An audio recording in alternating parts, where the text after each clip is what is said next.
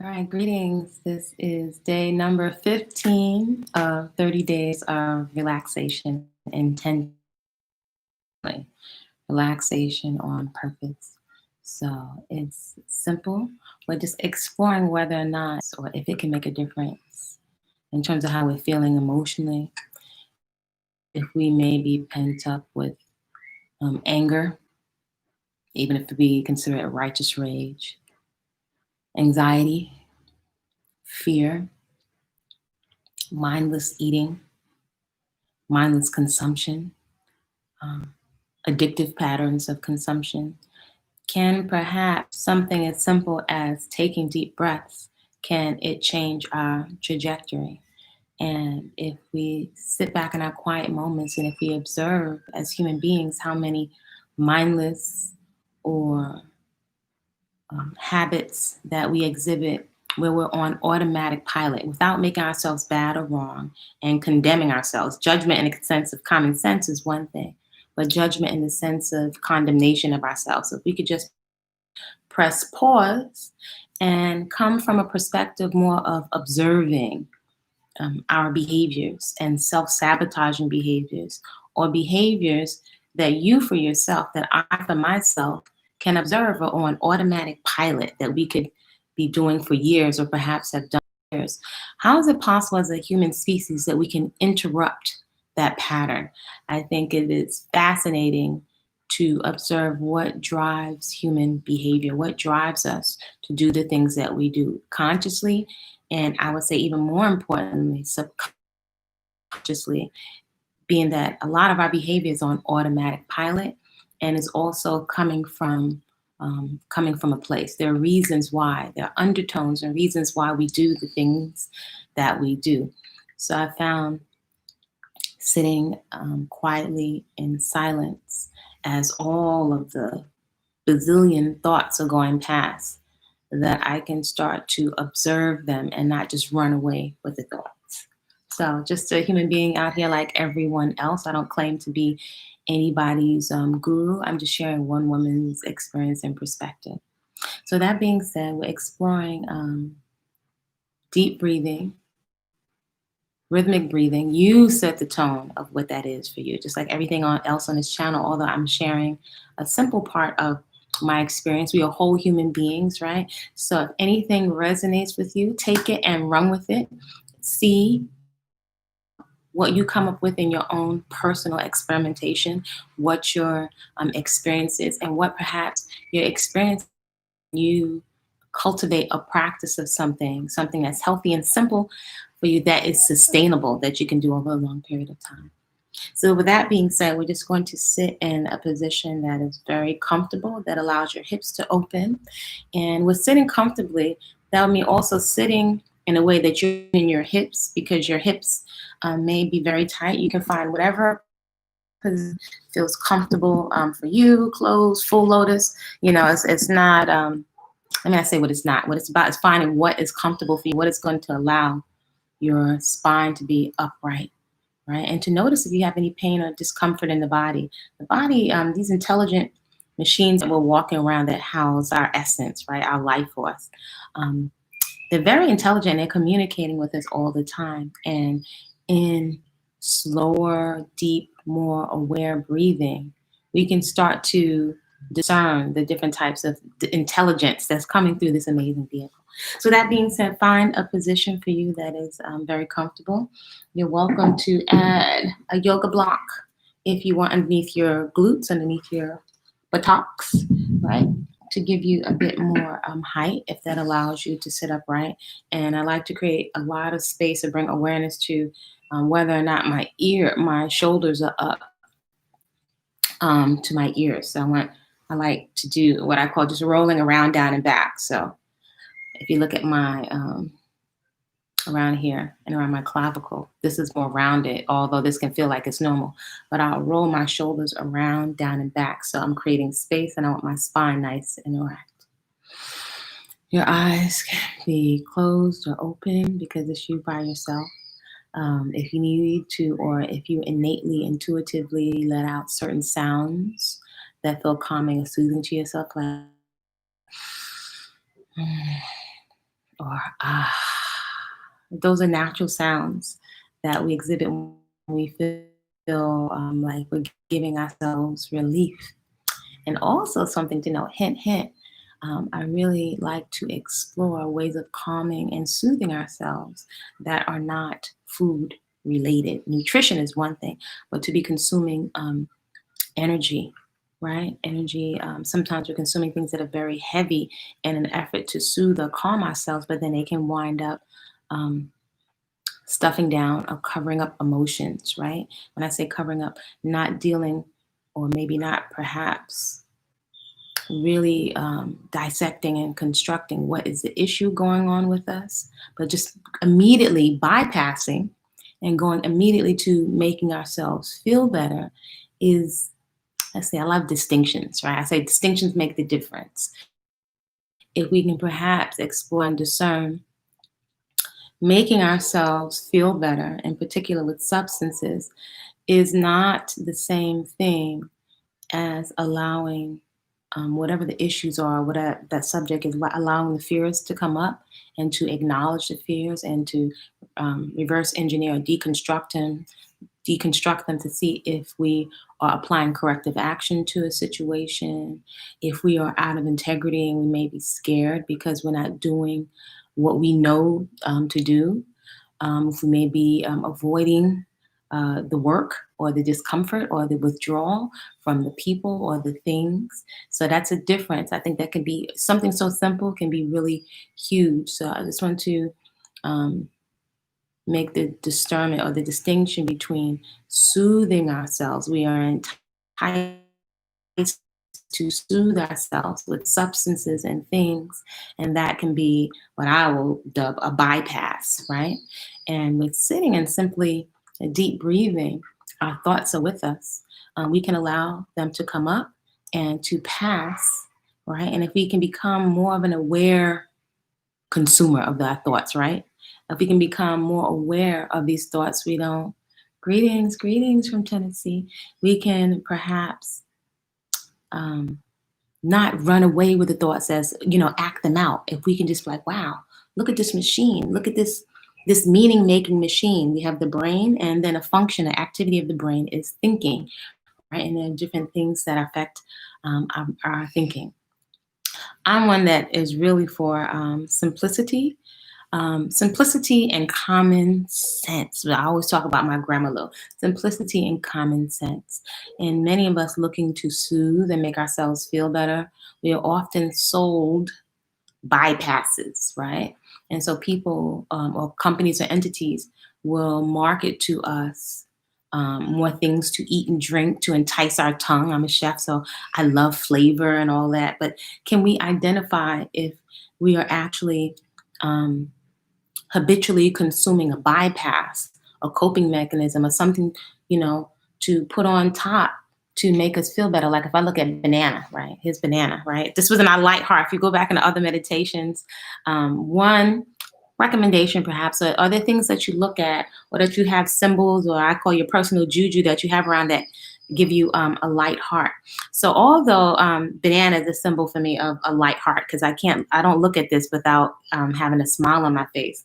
But however, a light heart is something to make us feel better, and it's a way of making ourselves feel better, but that does not remove the issue or the challenge, or some work that we need to do or something we need to face. So I can hug banana and look at banana all day, but banana is not going to lift up the green juice and put it in my mouth, right? So I want to make the distinction between using um, tools, things that can be helpful as a bypass, right? Exercise and a movement practice is helpful. It's still for us to do what we need to do with our food. It's still for us to be responsible and to remove ourselves out of harm's way with substances, people, things that we're viewing that may actually be causing um, harm to us, right? Pumping up our blood and our adrenaline, or giving us scary thoughts. Are they really solving the problem? So I think perhaps discerning if we are bypassing, a bypass, even spiritual bypasses, right? I came up and I grew up in the church. And from what I observed, I don't want to offend anyone, but my experience has been I watched so many adults constantly sitting in church and praying, but I didn't watch them. I didn't observe them make changes, and perhaps this is also due to a lack of information that was not being shared in the churches, right? So they were being made. They felt better with the music, was fantastic, but that did not replace life skills of learning about saving or investing or discipline or making different food choices. So I want to make the distinctions, right? Distinct, I like this, right? Because clarity will save you a lot of time. So anyway, I could go on and keep this not too long. So again, we're going and exploring something as simple and accessible and free to you as deep breathing and being like breathing on purpose. We breathe all the time, but breathing on purpose. So again, you can relax with your eyes open or eyes closed. We've done light heart meditation, focusing on something that you look at that gives you light heart. The other day we explored something as relaxing as looking at a candle, right? That can be looking at something in nature, like a plant, and the wind coming in through the window, moving the plant. That can be like something that is very extremely relaxing. So I invite you to find tools and things that you can surround yourself with support and things that are not people. And then if you can find and cultivate your circle, deep breaths. So invite you to observe the cadence or the rhythm of your breathing, the sound and the length of your inhale, right? We're observing the length and how long. Maybe you never pay attention to how long your inhale is and your exhale, because without breathing, there's no life. So we may notice that we're breathing very shallow from the neck up when the lungs are down here. We may not even know and the rhythm of your breath, right? Somebody who's coming, trying to choke you or to restrict your breath, you would be struggling. So on a subtle level, sometimes we're struggling, but when the thoughts are going in the screen of the mental activity, right, of the mind or mental activity. So this is causing us to be amped up and acting. Right. So that being said, let's just take some deep breaths.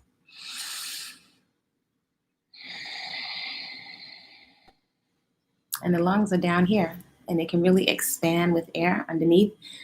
Your lungs is your diaphragm right over here. So deep breathing can also affect your elimination. How's that? Because you're getting massage internally just from deep breathing.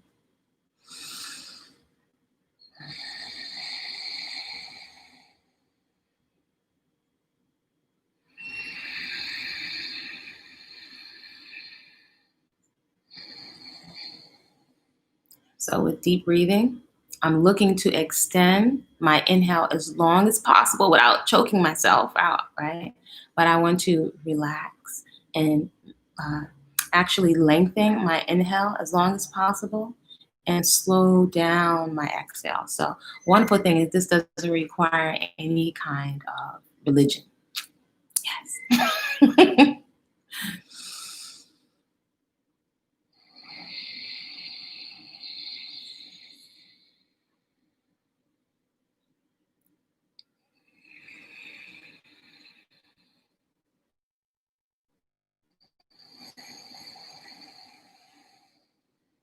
This over the years. So kind of like if you think of, I have family from the Caribbean, so they were conch shells on the table, these big shells that are pink on the inside. And my dad used to say, if you put the conch shell to your ear, you can hear the ocean. And I was like, yeah, you can't hear the ocean. But actually, it sounds kind of hollow inside of the shell. So with your breathing, right, if you think of inhaling through the nose nice and deep, kind of if you think of like these holes of the nostril kind of being like, okay, they're hollow. It's almost like you can feel the wind of your breath coming through your nostrils. And it makes a sound, like a hollow sound.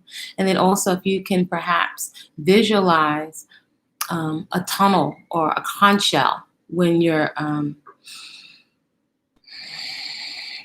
exhale, kind of like Darth Vader. If you think of that sound, like that's what one of the visuals. The conch shell comes up for me in Darth Vader. It's like a very hollow breathing. So it's actually I'm breathing through my nose, right? So this I found very helpful. There's a technology in most types of dance, like capoeira, which I love, and movements like yoga. Again, you don't necessarily need a religion, but these are little distinctions of tools that we can use. So kind of if you think of that shell, right? And that hollow sound, if you've ever, now when you go to the Caribbean or whatever, you come there, or somebody, a Caribbean at their home has a conch shell, maybe you'll be curious to put your ear to the conch shell. But if you just think of rolling your breath in the back of your throat, like this hollow chamber, right? Your inhale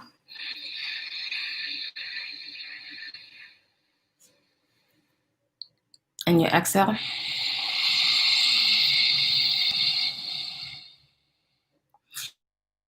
Hollow sound, if that makes sense, right? So that little technique can make you very, or can assist you in being very intentional around your breathing. It can help you dial in and pay attention to your breath. It might even feel like a little like artificial, if that makes sense. But it's more than artificial, it's intentional breathing. And after a while, you will start to feel so relaxed that you go, because you're breathing all the time, right? It may seem like you're manipulating your breath, but what you're doing is dialing into your breath and kind of meshing or synchronizing your awareness, right, of being in this machine, inside this temple of your breath with your natural breathing. So even though it may feel very staged almost, you'll fall into like a synchronicity, and you'll notice you'll get very relaxed. Sometimes you might even fall asleep. So sometimes you might notice I get so relaxed, I could almost like drift off to sleep. And then there's also a point where you're not asleep, but you're at a stage right before sleep. And I would say of all the things that I've done, like in my yoga practice, I have found some of the most deep relaxation, like some of the deepest relaxation I've ever experienced, almost more relaxing than sleep, and deep breathing right at the end of my yoga practice. So it is something that is very distinct to me, that stands out in terms of relaxation. So when you do something long enough, you'll start to notice nuances, right? These little details, and it can really give you a curiosity around your relaxation practice, around your movement practice. So you can start to incorporate very intentional relaxation or relaxed breathing as you move about your day. And definitely something I want to touch on today, right? We've been talking about meditation. If you go back into these 30 days, because you can use it whenever you feel like it. Um, but using it as a tool. So I think a big place, something I want to touch on today, is anger. Anger or righteous rage, or you feel indignant, like something is being done to you. Maybe perhaps something has been done to you. But it is such a feeling, because even if perhaps you feel angry at another person, whose blood body chemistry is affected first? Yours. So you're feeling the effects of anger. Now, I also would say in balance, I think that anger gets a bad rap, right? Because it is a very human emotion. I think sometimes we're ashamed, especially as an Afro woman. I feel like we are quite often shamed out of anger, when there may have been violations or things that happen to us out in the world. So, what can we do with that very real emotion? So, I'm not one, as you mature, you get wisdom. You can't Google wisdom. I'm not one to be shamed out of my anger. At the same time, I'm aware that my body chemistry is affected, number one. And number two, what can I do to be proactive to get the type of result that I want? And I'm the only one that's in control of me. And I definitely don't have a desire to affect myself negatively. So I love the idea of transformation, right? Of Kepra, that little scarab, that beetle you see in Kemet or Egypt, in the glyphs, and the concept of the dung beetle, right? It's actually a doodle bug or doodle beetle. If you look at it on Nature Channel, you'll watch this scarab of this beetle. Looks like it's pushing itself backwards as it's rolling its eggs in dung.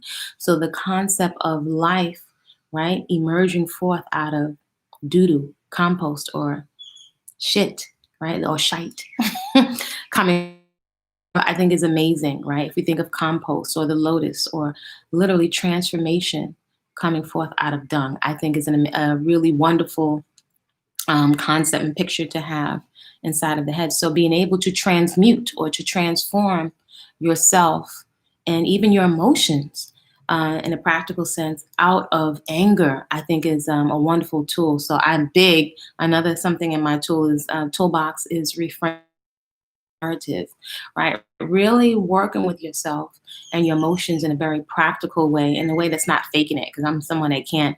I'm not one for faking my emotions. So I really need something real that grounds me, where I can literally take and work with myself, right? Work with my own psyche. So being able to transmute anger, that requires intentional awareness, right? So hopefully you're seeing how um, deep breathing, using deep breathing and awareness of our thoughts and emotions, we can actually start to sit down and take the time to work with ourselves. Not everybody has access to therapy or different types of therapy, or may want to go out and deal with people all the time. You live with you, right, on this plane. So, how can you work with yourself? Because not acknowledging um, and giving space in a healthy way to process everything that's coming at you and emotions and all of this stuff.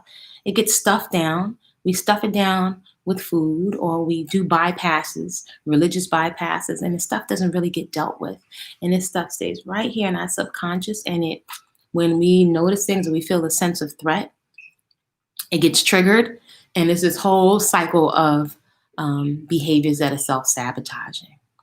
That being said, hopefully this makes sense. So with that, just coming back to the breathing, it's like a hollow breathing through your nose and rolling through the back of your throat.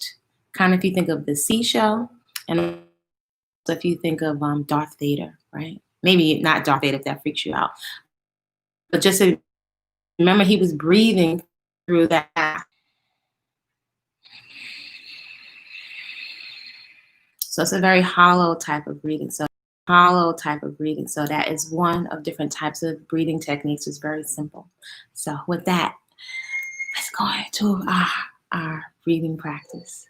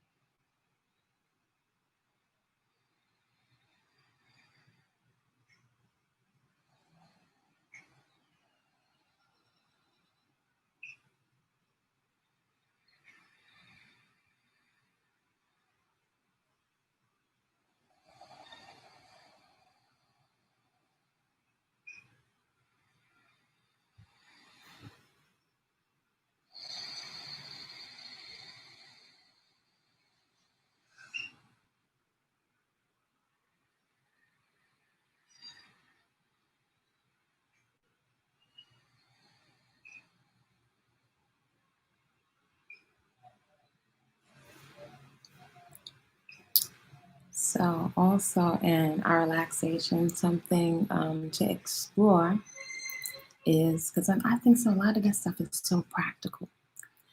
If certain movements or sounds that come up for you intuitively, innately, like it's just natural. This happens just like with the sound of hum or even something as simple as putting your hand over your heart.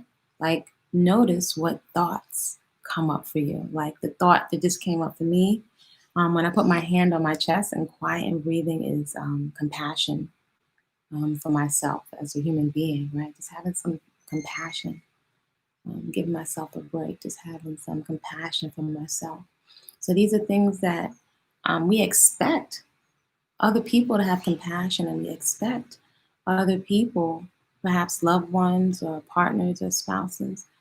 Sometimes I wonder if we consider that we expect them to be able to handle all of the baggage and the trauma and all the thoughts that we come with when, as human beings, we're very complex, and quite often, I don't know if we even are able all the time to manage our own psyche and our own subconscious that we come. But isn't it interesting? We expect other people to be skilled, right? Even with therapists, even what they can do, what is it that we can proactively do for ourselves to soothe ourselves, to calm ourselves, that is not centered around food, right? That is not centered around distracting ourselves. Sometimes there's time for distraction, but if we move through all of life with being distracted, what does that say for us? And if we're distracted and not dealing with the things that are coming up for us, question, does that make us, render us more easily or more vulnerable to being manipulated because we're not processing all of this stuff that has been dumped into our subconscious? So contemplation, right, is a question or something that we can ask of our own onboard intelligence, right? Something maybe that you're working through or working on, a question about yourself. Why do we do the things that we do? So a question, right? You can add your own or you can share mine. Something that just came up for me is there anything that I'm not addressing? Right? Or is there anything that I can get a little bit better? Or is it with an activity attached to it? Is there anything that I can do a bit better when it comes to a discipline? Can I do it a little bit longer? Is anything I can do to make my situation better? So this may sound overly simplistic, but these are questions that you can ask of yourself. And isn't it amazing? We have obviously an intelligence, but I think perhaps we say it at a superficial level and don't explore it. And we can get so hooked on teachers and gurus, while they may have the information, if they're either reading it from other books of other people's experiences. Um, are you going inside? When I say inside, this is like simple. I'm not making this mukaju. Are you simply having these experiences for yourself so that you have first-hand information about yourself and your psyche, and simply what calms you down, what makes you motivated, right? When do you become demotivated? These are questions you can ask of your own divine intelligence, which all of us were born in, and you just simply get quiet and listen to the intelligence or the knowing. Let's say we don't put any label on it, and listen to the instruction that comes from yourself. I think it's actually fascinating. It can really spark your curiosity. This could spark so much curiosity around, and this can apply to your food choices. We're always going to other people, asking them about their experiences, and we become so hooked looking through these screens at other people's experiences that we're not having our own experience to find what food works for us. Um, let's say, for example, I work in nutrition and fitness. If you have a lot of extra adipose tissue or fatty tissue, which is usually also the only weight that we ever want to lose, this body has a natural intelligence. It can heal itself. It can fall to a healthy weight. but perhaps we have self-sabotaging or subconscious behaviors that are not allowing, that are obstructing that body to do what it naturally does. So I think it is really something for us to consider, just how natural and practical. Um, Many of us use the word spirituality. I'm going to say here alignment with your essence, right? Alignment with your own onboard intelligence. And we're so pre-consumed in this life with chase and tail other attractive human beings, whether with gift of gab or with the physical looks. And sometimes perhaps we might be missing out on dialing into what is on board. And we're so dependent on being sheeps in a flock and following.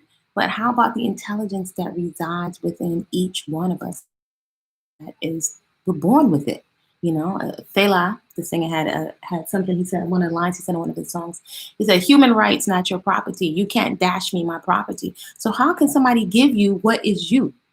How can you try to be spiritual if you are already a spirit, and the root of spirit is espiritu, or meaning the breath? You already have animation, right, and life force in this body while you're on this plane. You were born with that. Nobody can give it to you. Perhaps maybe we're not aware of it. So anyway, hey, greetings, fallen skies, and Latrice. I'm sending you all some warm, positive vibrations. So today is a little longer. Usually we can go for anywhere from 5 minutes to 15 minutes. But this is an exploration in intentionally relaxing. I know I love nutrition and I love food and I love the garden. By the way, if you are interested on this channel, I share my exploration in gardening, which for me, in the practical sense, is a relaxation practice, an alignment practice. But it turns on, I would say, it turns on, activates a certain type of intelligence and common sense. Something as simple as growing some food, right? I call it the original church. Nobody's trying to scam me out in the garden or get my purse and my panties in the garden. Although I will pay for good seeds and I'll pay for good food. So preparing beautiful food for yourself, to me, is a practice, right? It's an alignment practice. It's definitely a practice of appreciating myself, right? And I love the results. It's so simple, and it's something really beautiful that you can do for yourself. And these are things that cool you out, right? Spirituality has been made to be so woo. You know, we need third dots and bendies, but I think it's interesting with working in the fitness industry for several decades. It's interesting how I have clients of every economic bracket, from every walk of life, all different types of religions and cultures. And it's so interesting having so many people in front of me with so much life experience, even wisdom, numerous degrees. I think it's interesting that it's almost seeming like this one thing of being very mindful of eating in a way that's not medicating ourselves. Like most human beings don't seem to have a handle on it. Or the opposite end of it is to be so rigid to the point sometimes of emaciating our bodies, or exercising to the point where we allow the ego to have us do something that's so good for ourselves, and take it to another extreme where you could actually hurt the body. So this exploration is really, I think it's absolutely amazing. I find it fascinating. But ultimately, the goal during this 30 days is how valuable can relaxation be? Can it change the trajectory for how we're feeling? And if we do it over a period of time consistently, I'm curious about what kinds of effects it can have on. That being said, I'm sending you all some warm, positive vibration. I posted some pictures on Body-Culinary on Instagram of the beautiful beefsteak tomatoes. We've got lots of tomatoes. My sister has been putting a lot of work into the garden. Sometimes I'll cycle off and go to another project, and she'll cycle on, and sometimes we'll come together in the garden, because the garden has never-ending projects in it. So I'll say it's such a wonderful school. It will show you so much about your temperament, but most importantly, it will cool you out. And if you happen to be someone in the city You can grow something. I was growing things for years because I wanted to. I was determined to grow something. You can grow something in your home, even if you're in a small city apartment, right? Because these are ways, I would say, these are alignment practices, practices of aligning with your essence. And there's no shortage of distraction out here. I would say, there's a competition for the resource of your focus and your attention. And we are easily manipulated by fears, right? I mention this a lot. The 6 basic fears, I usually forget one: fear of criticism, fear of loss of love of someone, fear of old age, fear of poverty, fear of death. I always forget one. There are 6: poverty, old age, criticism, death, loss of love, and I think the other one is the fear of ill health. So, isn't it interesting? Curiosity. If a lot of the actions, even with all these positive, supposed positivity we hear online, if we're not able to get a hold on vices, and if as a society, as a species, I question, I question the need for constant distraction that is sold at a profit. It makes me question.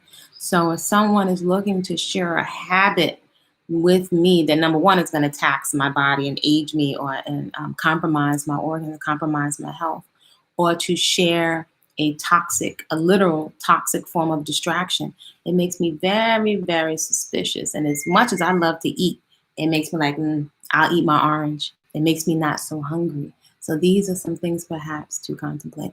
But that being said, avail yourself of the puppet series, Sister Butterfly and Sister Monkey Learn to Eat Better. The videos on this channel that encourage gardening, cultivating a movement practice, and peaceful consumption. Whole, fresh, unprocessed foods. No labels necessary, but I like to focus on the meaning more than the label. Peaceful consumption, and see what comes up for you. And that event, create a great day on purpose because you said so. I know this was a longer video. However, if you found any value here, perhaps share with somebody that could benefit. See you soon.